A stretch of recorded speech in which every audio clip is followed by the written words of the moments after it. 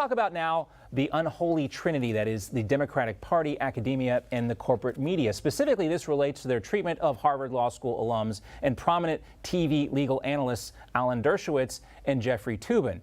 The disparate way Professor Dershowitz and Jeffrey Toobin are now treated by the media tells you everything you need to know about the media's relationship with the law. It's kind of like their relationship with the science. It's a relationship based on convenience. When the definition of the law fits their narrative, they point to the law. When it doesn't, they dismiss their critics as conspiracy theorists or liars or worse.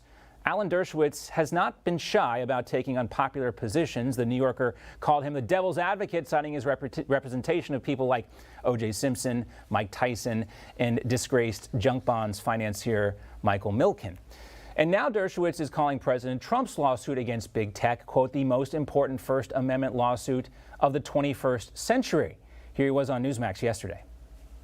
Lawsuit against the big tech. Well, this case is one of the most important First Amendment cases in my lifetime, and I did the Pentagon Papers case and the I Am Curious Yellow case. I argued cases in the Supreme Court. This is really important because it presents a great constitutional paradox. It pits freedom of speech against the First Amendment. And for that, Professor Dershowitz was panned by the legal scholars over at Checks Notes here. Raw story? Raw story? Well, who are these legal scholars, you ask? They include a woman named Miranda Yaver. Who is she? Well, she is a constitutional law professor. You can see her in her Twitter profile here. She's holding a Biden sign. She's also a professor at Oberlin College, which is an incubator for the ultra-progressive left. So Dr. Yaver is not exactly an unbiased legal scholar here. Raw Story also cites Congressman Ted Lieu as one of their legal scholars. Lieu does have a law degree from Georgetown. The congressman also went all in, of course, on the resistance to President Trump. And he's also known for getting schooled in congressional hearings like this one, in which Candace Owens owns him after he tried to accuse her of advocating on behalf of Adolf Hitler. I'm going to play for you the first 30 seconds of a statement she made about Adolf Hitler. He is assuming that black people will not go pursue the full 2-hour clip. And he purposefully extracted, he cut off, and you didn't hear the question that was asked of me. He's trying to present as if I was launching a defense of Hitler in Germany, when in fact, the question that was asked of me was pertaining to whether or not I believed that Hitler was whether or not I believed in nationalism, and that nationalism was bad. And what I responded to was that I do not believe that we should be characterizing Hitler as a nationalist. He was a homicidal, psychopathic maniac that killed his own people. A nationalist would not kill their own people. That is exactly what I was referring to in the clip, and he purposely wanted to give you a cut-up similar to what they do to Donald Trump to create a different narrative. And there it was. And you saw the look on Liu's face there. Imagine being a U.S. congressman with degrees from Stanford and Georgetown and getting schooled by Candace Owens in the halls of Congress. Now, as it relates to Harvard, Liu, who was born in Taiwan, likes to say the federal government is biased against Asian Americans. But watch how he shouts at a member of the U.S. Civil Rights Commission for calling out Harvard's anti-Asian discrimination in its admissions policy. In fact, just yesterday or day before yesterday, I filed a brief in the Students for Fair Admissions against Harvard case in the Supreme Court. Stop bringing in irrelevant issues. There are more Asian Americans at these Ivy Leagues. Underrepresented. These are different issues happening. In other words, how dare you bring up actual discrimination and systemic racism? It doesn't fit our narrative, after all.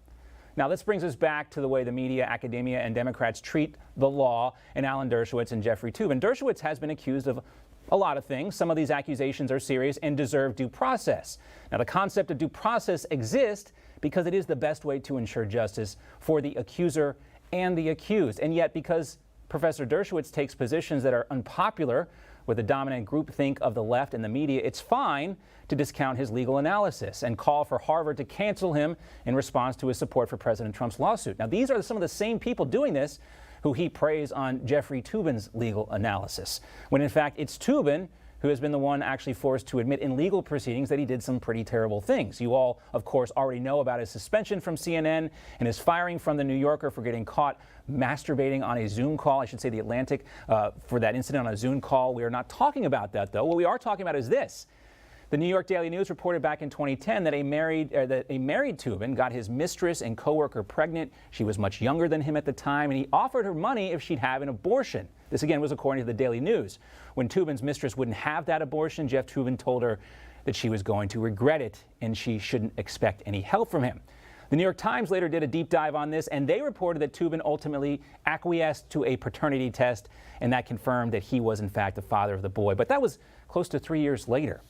And at the time of Toobin's reinstatement at CNN most recently, a Wall Street Journal op-ed said this, quote, "Even if Jeffrey Toobin is in fact the indispensable legal mind CNN evidently believes he is, his reinstatement proves as long as your work furthers the mission, no failure in behavior, no error in reporting or editing, or corruption of the truth or evidence will go unrewarded." I guess the opposite is true for Professor Dershowitz and people like him. That includes Rudy Giuliani or Jenna Ellis, who's on this show a lot.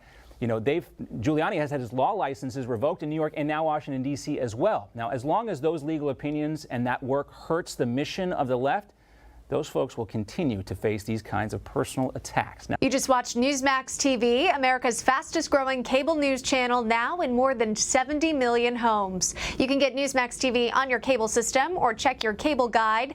And if your system doesn't carry Newsmax, call them, tell them you want Newsmax TV, because we're real news for real people.